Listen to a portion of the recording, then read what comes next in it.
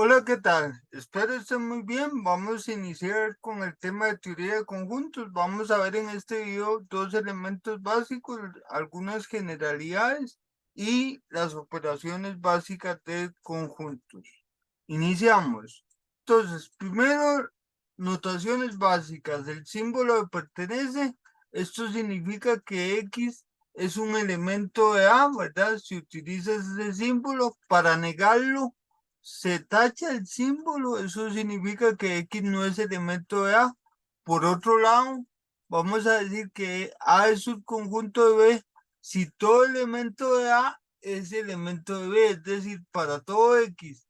Si sucede que la X está en A, entonces la X está en B. ¿De acuerdo? Es diferente que A sea subconjunto de B a que alguien sea elemento de B, ¿verdad?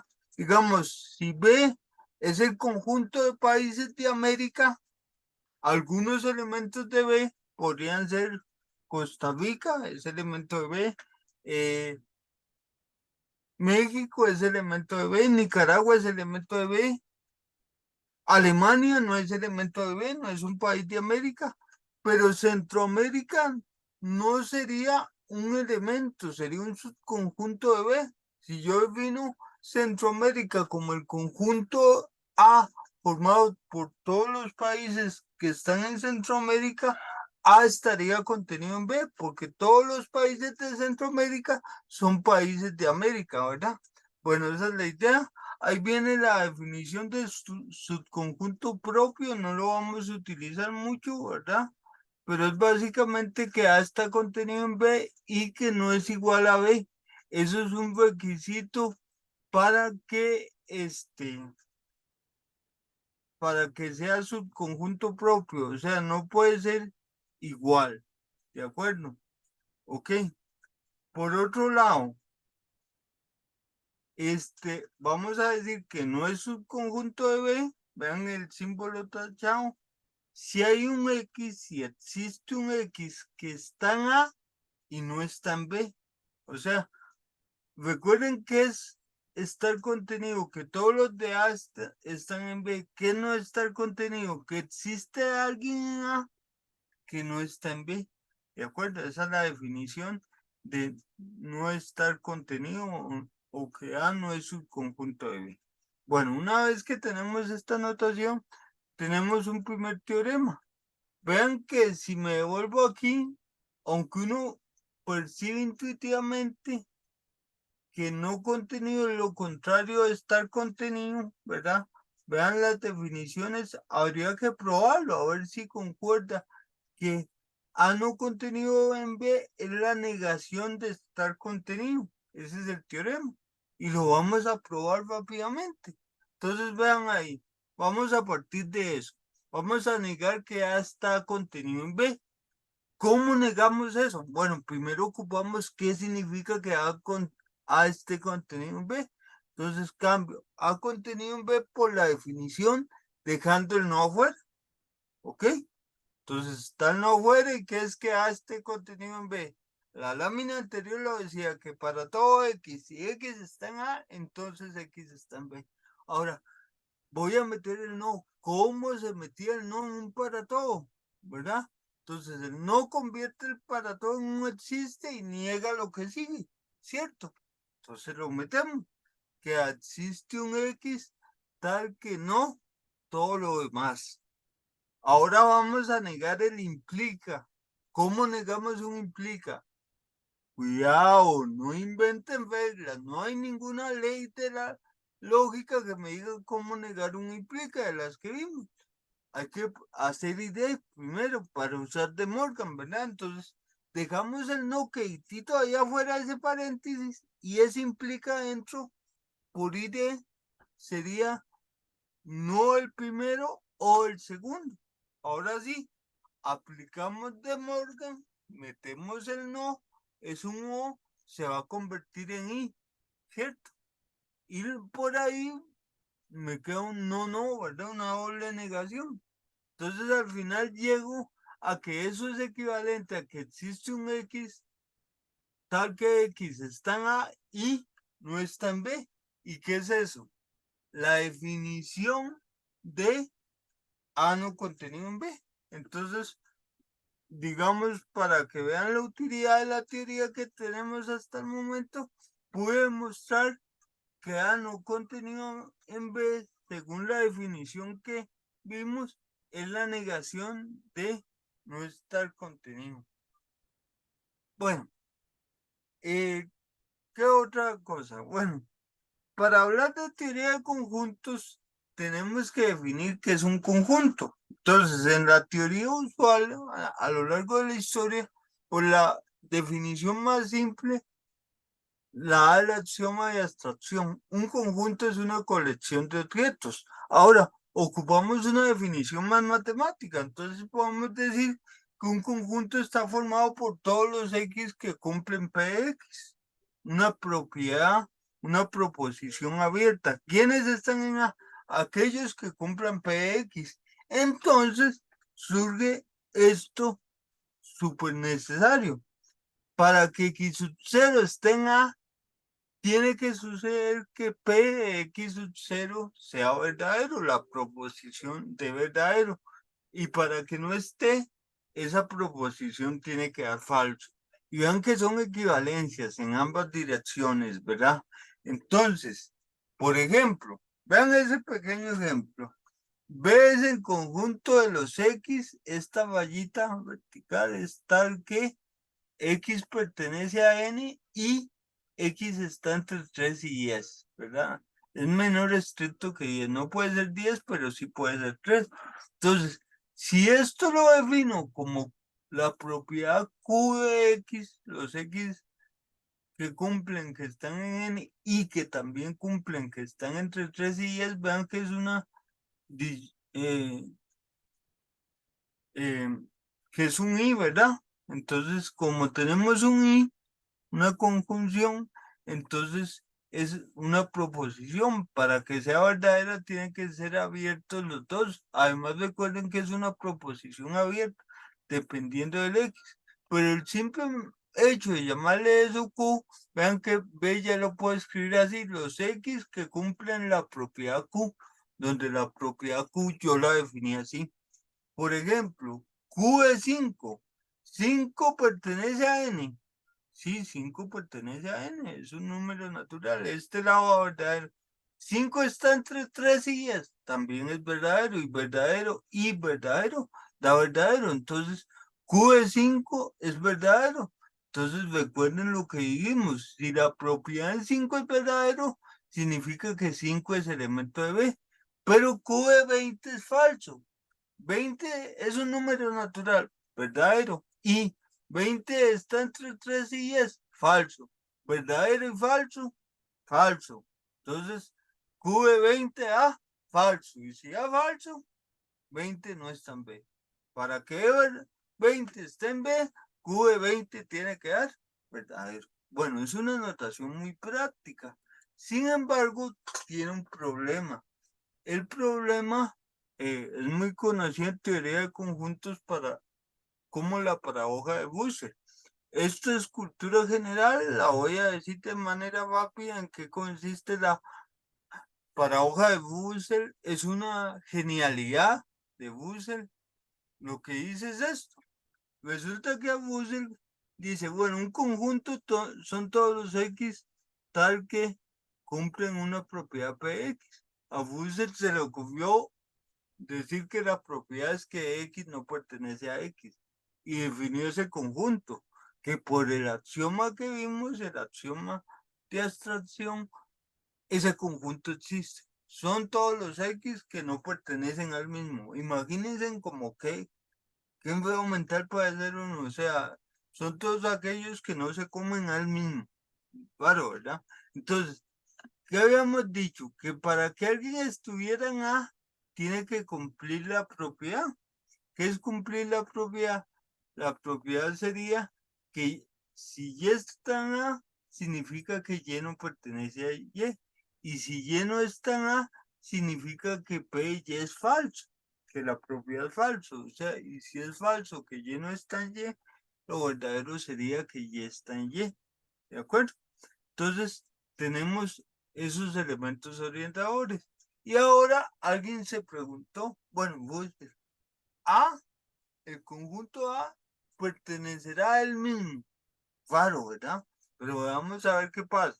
Si A pertenece A, este A haría el papel de Y. Entonces, por uno, eso implicaría que A no pertenece a A. O sea, si la Y la cambio por la A, quedaría, si A pertenece a A, implica que A no pertenece a A. Contradictorio, o sea, estoy partiendo de que A pertenece a A y llego a que no está. Si está, no está. Contradicción. Ahora, si no está en A, uso la voz. Si A no está en A, entonces A pertenece a A, otra vez contradicción. No hay forma. Si está en A, llega una contradicción. Si no está en A, llega otra contradicción. Entonces, es un conjunto que no cumple ninguna de las dos cosas y tiene que cumplir una de las dos. Paradójico. ¿Qué falla aquí? La definición de conjunto está mala, no sirve. Entonces, esto en su época fue una conmoción porque ya la teoría de conjuntos, sobre todo por un matemático llamado Frege, estaba terminada y se usaba. Y de repente llega Buse con esta paradoja y no define la base de la teoría, de lo primerito, lo que es un conjunto. Entonces, imagínense, ahí está. eh, eh, Frege escribió eso en una carta que le mandó a Bussell. Dice, difícilmente puede haber algo más indeseable para un científico que ver el derrumbe de sus cimientos justamente cuando la obra está acabada. Lleva como 20 años en eso. La carta del señor Bertrand Russell es la carta donde le manda la paradoja, me pone en esta situación. Bueno, eso pasó. Ahora, ¿cómo se solucionó eso en matemática? Con algo que se llama el axioma de separación. Definir un conjunto es algo un poco más complicado. Da un conjunto U y una función proposicional P. Existe el conjunto A formado por todos los elementos de U que cumplan P. La proposición, es decir, define un conjunto como todos aquellos que cumplen una propiedad y que ya están en otro conjunto más grande, digámoslo así. Entonces, define un conjunto en términos de otro. O sea, tengo que tener otro antes. Entonces, vean que eso lo hace como una definición, digámoslo así, recursiva entre comillas, ¿verdad? Bueno, esa es la idea de que es un conjunto. Algunos resultados muy rápidos, ¿verdad? Decir que dos conjuntos son iguales significa que para todo X, si X está en A, X está en A, sí, solo sí, X está en B. O sea, vean que si lo hacen en una dirección, diría que A está contenido en B.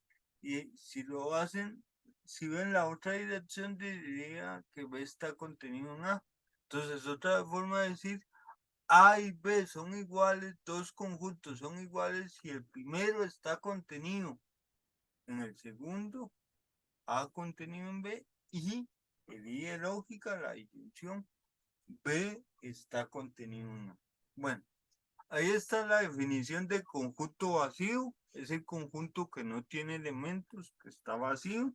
Y bueno, en general, pues un conjunto uno lo puede notar así, el conjunto B, los X tales que están en N y X está entre 3 y 10, ¿verdad? Excluyendo el 10. Eso sería por abstracción, ¿verdad? O por extensión, diciendo sus elementos. En realidad ve quiénes son 3, 4, 5, 6, 7, 8 y 9. Uno generalmente los ordena cuando hace cálculos, pero un conjunto es como un saco donde echan cosas, ahí no hay orden, ¿de acuerdo? En un conjunto no hay orden, así que si ustedes definen B como el conjunto 9, 3, 7, 4, 5, 6, 8, está bien, ¿de acuerdo? En un conjunto no hay orden. Ok, bueno, ¿qué sigue ahora? Las operaciones con conjuntos Primero tenemos la unión A unión B, son todos los X que están en A o que están en B, cuando uno era verdadero, cuando uno de los dos es verdadero. O sea, para estar en unión basta que esté en alguno de los dos. Entonces, la unión es como agarrar el saquito de A, el saquito de B y vaciarlo todo en un solo saco. Eso es la unión. La intersección es lo que tienen en común. Son los que están en A y están en B. Cuando un I era verdadero, cuando ambos son verdaderos, ¿verdad? Entonces debe pasar ambos. Debe estar en A y debe estar en B. Son los que tienen en común A y B. La diferencia A menos B, que también se denota con este símbolo, por si lo ven en otro libro, nosotros lo vamos a denotar así, no es simétrica, es A le quito lo que tenga de B, o sea, A menos B van a quedar todos los de A que no estén en B, o sea, el requisito son todos los elementos en A y que simultáneamente no estén en B, ¿de acuerdo? La diferencia simétrica es A menos B unido con B menos A. Entonces, ahí tenemos las primeras 4 operaciones, un poco para entenderlas, ¿verdad? Digamos que U es un conjunto de bolas en una canasta, hay bolas rojas, hay bolas verdes y están enumeradas, tienen un número. Entonces, A voy a definirlo como el conjunto de bolas verdes, B es el conjunto de bolas rojas y C es el conjunto que tiene número par. ¿Qué es la unión? Es unir, es meter todo en un solo saco. Estarían las bogas, que son B, o también estarían los números pares, son las bogas pares. ¿Qué es A intersección C? Lo que tienen en común. A son verdes y C son las que tienen número par. En común, ¿qué serían? Todas las bolas verdes con número par. C menos A, vean, C son las pares y les quito las A.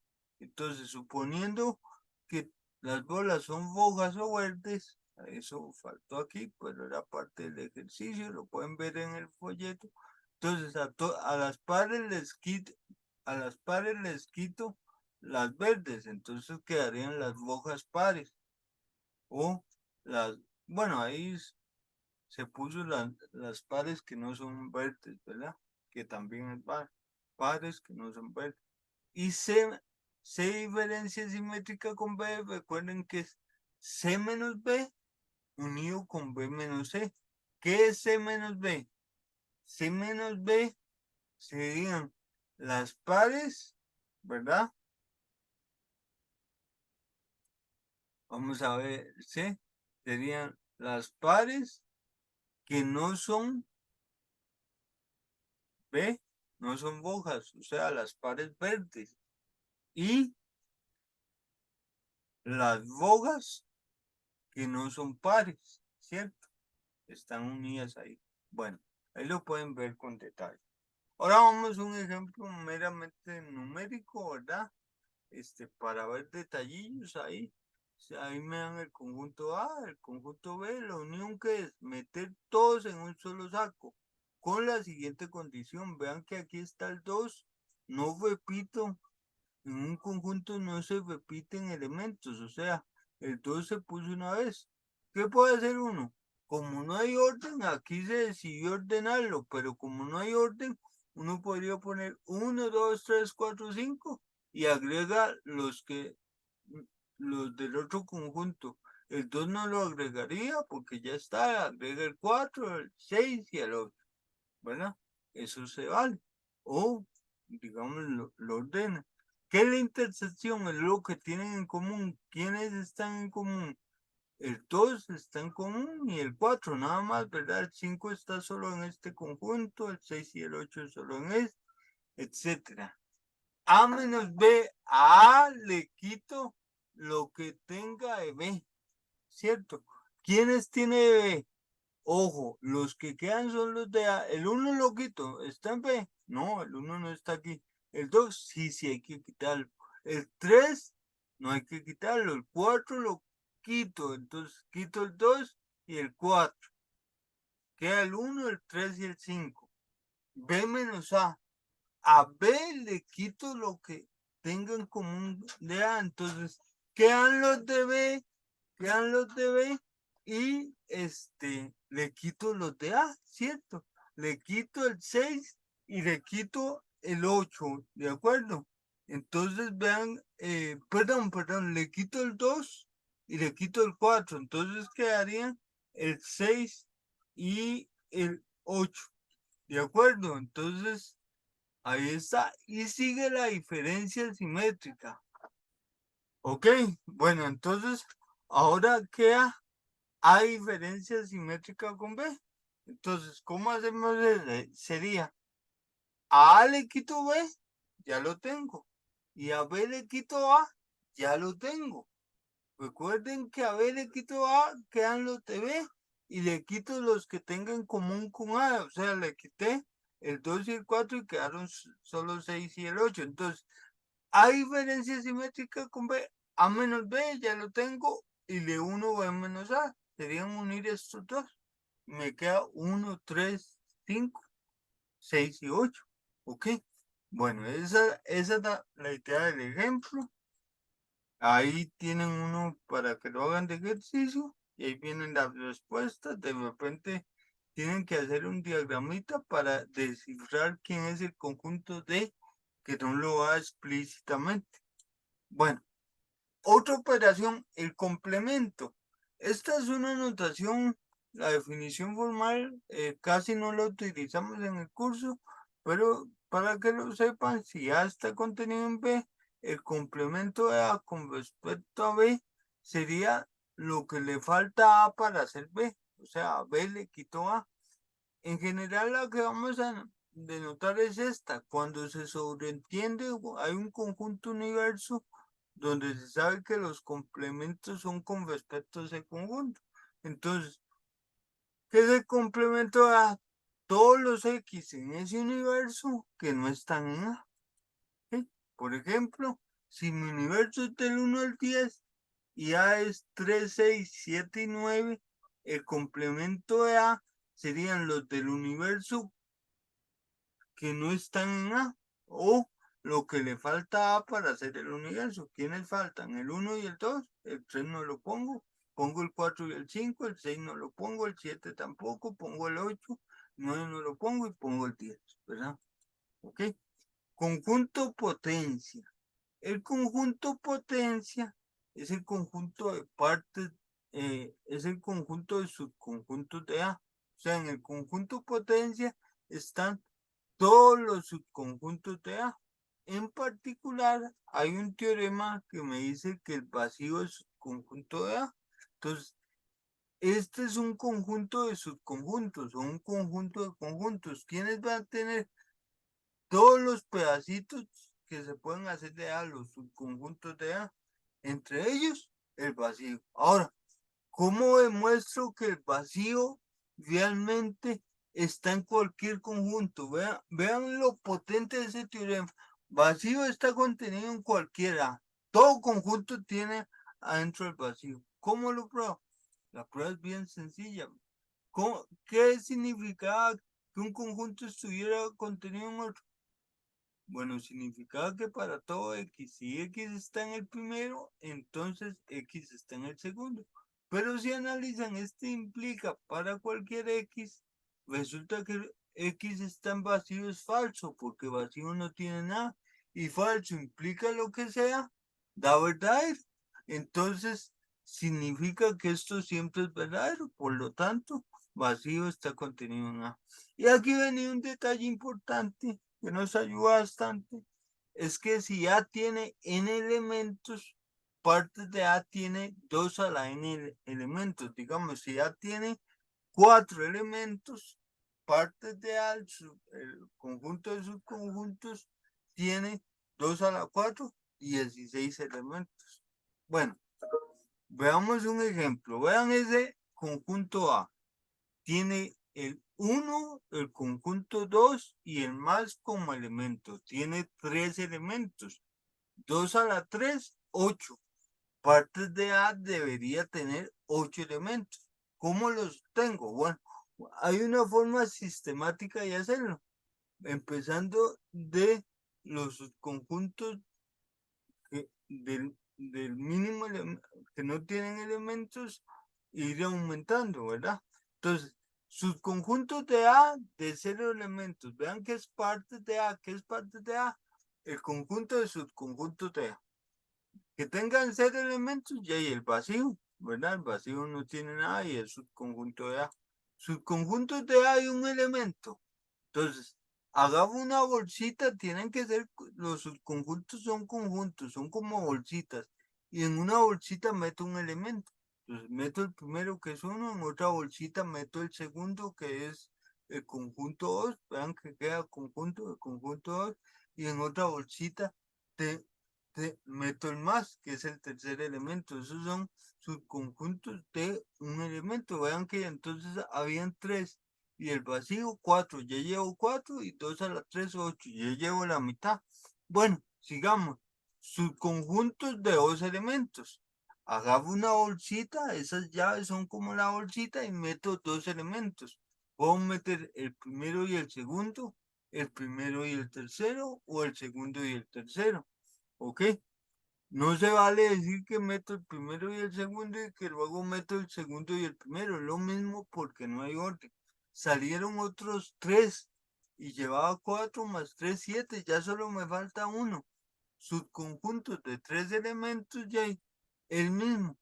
Y resulta que así como vacío es subconjunto de cualquiera, A es subconjunto de A. O sea, A es subconjunto del mismo. Entonces, empiezo en vacío y termino en A. Y ya tengo los 8 elementos. Entonces, partes de A, ¿quién es? Vean aquí, es 0 elementos, de un elemento, de 2 elementos y finalmente de 3 elementos. Ya cuando llego a A no pueden haber de 4, ¿verdad? Porque A solo tiene 3, ¿verdad? Todos esos que son partecitas de A, pedacitos de A. Esa es la definición de parte de A. Ahora, recuerden que esto no tiene orden. Ese orden que hago aquí de 0 elementos, de un elemento, es para facilitarlo, ¿verdad? Pero realmente lo podemos escribir en desorden y no pasa nada, ¿verdad? Claro, en un examen, por favor, escríbanlo en orden. Es más fácil calificarlo, ¿verdad? Bueno, ok. eh, el producto es otra operación que nos interesa. Para el producto hay que definir lo que es par ordenado.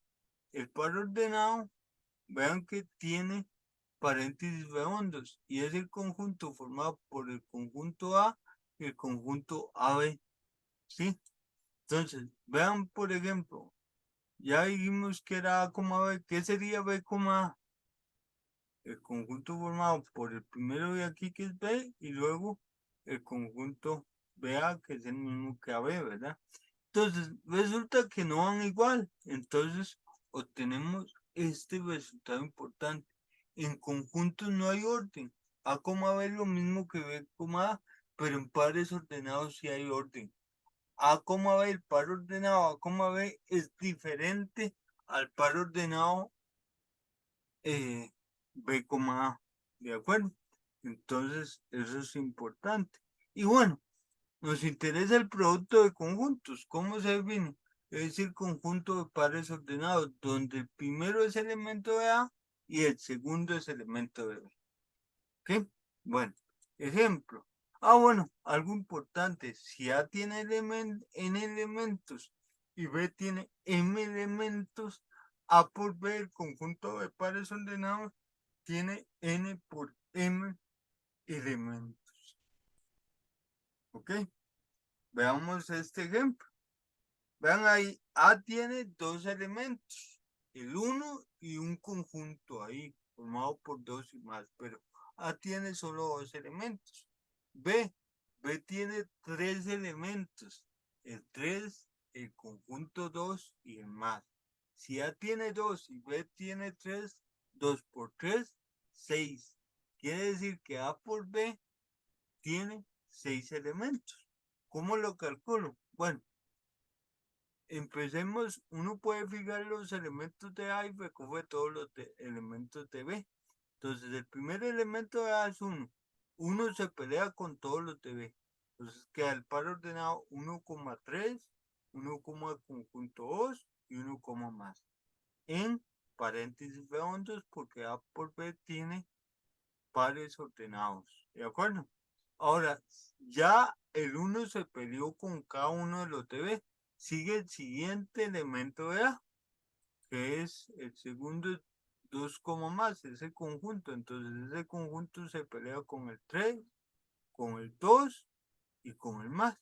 Y bueno, todos los pares ordenados los meto en un conjunto y eso sería A por B. Vean que la cantidad de pares ordenados son 1, 2, 3, 4, 5 y 6, que era 2 por 3. ¿De acuerdo? Bueno, vean otro ejemplo de aquí mismo. Ahora me piden, tal vez voy a ponerlo aquí porque algo pasó aquí. Ok, va, bueno, básicamente me pedían calcular este conjunto. Partes de A menos B, producto con B. Bien, eso era lo que me pedían calcular. Lástima que no salió aquí. Pero entonces uno hace un plan. Dice, bueno, para calcular todo este conjunto, ¿qué hago primero? Calculo A menos B, luego calculo partes de A menos B y luego el producto. Tiene que funcionar así. Uno sistematiza. Entonces, primero A menos B. A le quito lo que tiene en común con B. El 1 no está en A y en B, perdón, y este conjunto no está en B. No le quito nada. A menos B me da. Ahora calculo partes de A menos B, que sería partes de A porque uno me dice que A menos B dio A. Partes de A ¿cuántos elementos tiene? 1, 2. 2 a la 2, 4. ¿Cuáles son esos 4 elementos? De 0 elementos, el vacío. De un elemento hago una bolsita, llaves, y meto un elemento, llaves y meto otro elemento. Y de dos elementos, todo A. Aquí pude poner A o simplemente escribir el conjunto tal cual, ¿verdad? Ahí están los 4 elementos. Ahora sigue partes de A, producto con el B. Entonces, vamos a hacerlo así. El vacío se pelea con, vean que estos 4 elementos se van a pelear cada uno con los elementos de B, que son 3. ¿Cuántos van a salir? Bueno, si aquí hay 4 y B tiene 3, 3 por 4, 12. Deberían salir 12 pares ordenados. Vamos a ver. Vacío con cada uno de los elementos de B. Vacío con 3, primer par ordenado. Vacío con el segundo elemento de B. Vacío con el más. Conjunto 1 con cada uno de los elementos de B. Con el 3, con el conjunto 2 y con el más. Conjunto del conjunto 2, más, con el 3, con el conjunto 2 y con el más. Y finalmente todo este gran conjunto con el 3, con cada uno de los elementos de B. Si ustedes cuentan los pares ordenados, son 12. Vean la finura que hay que tener porque de repente son llaves, ¿verdad? De repente paréntesis redondos, ¿verdad? Entonces hay que llevarlo sistemático. Pasa mucho que se vean entre llaves, ¿verdad? Y realmente los paréntesis redondos surgen por el producto. Antes no habían, ¿verdad? Bueno, un tercer cálculo. Me piden calcular esto, ¿verdad? Entonces aquí se decidió pues hacerlo todo. Entonces, A producto cruz con el vacío. Entonces, cada elemento de A con cada elemento del conjunto que contiene el vacío. Perdón, no es el vacío, es el conjunto que contiene el vacío. ¿El vacío qué es? Es una bolsa vacía. Y el conjunto que tiene el vacío es una bolsa que adentro tiene una bolsa vacía. Es diferente, ¿verdad? Entonces, esto es una bolsa que adentro tiene un elemento. ¿Cuál? Una bolsa vacía. Entonces, este tiene un elemento y A tiene dos elementos. 2 por 1, 2. esto va a tener solo, perdonen aquí algo. Ok, aquí ya se ve bien. Ok, este va a tener 2, este tiene 1, 2 por 1, 2, dos pares ordenados. Sería el primer elemento de A, 1, se pelea con el primero de aquí, que es vacío. Segundo elemento de A, ese conjunto 2 más, se pelea con el elemento de aquí, que es vacío, ¿verdad? Entonces ahí tienen los dos pares ordenados que da A por el conjunto que contiene el vacío. Ahora hay que sacarle partes a eso, partes de un conjunto que tiene dos elementos, son dos pares ordenados, 2 a la 2, 4, va a tener 4 elementos. El primero era vacío, conjunto con el primer elemento, conjunto con el segundo elemento y conjunto con los dos elementos, ¿sí? Y eso por A. Ahora, este tiene 4 y A tiene 2. 4 por 2, 8. Deberían salir 8. Entonces, cada elemento de aquí se pelea con los elementos de A. Entonces, el primero es vacío, vacío con el 1, vacío con el segundo de A y se acabó. El segundo elemento es este conjunto con el 1 y con el conjunto 2 más y se acabó. Y así sigo cada elemento, ¿verdad? Ahí lo pueden ver con detalle, ¿verdad? Bueno, esa es la idea de las operaciones, de que las vean con mucho detalle, ¿verdad? Practiquen bien esto. Aquí tienen ejercicios para hacer. Y bueno, ¿qué es lo que sigue? Lo que sigue es ver leyes de conjuntos, ¿verdad? Entonces es importante que para la próxima clase se aprendan las leyes de conjuntos. Son similares a las leyes de la lógica, más que en conjuntos ya se usa igualdad. Antes había doble negación, ahora hay doble complemento. Vean el de Morgan, la conmutatividad, ¿verdad? Asociatividad, distributividad y tempotencia. Entonces, por favor, esa tablita que se la aprendan bien. ¿Ok?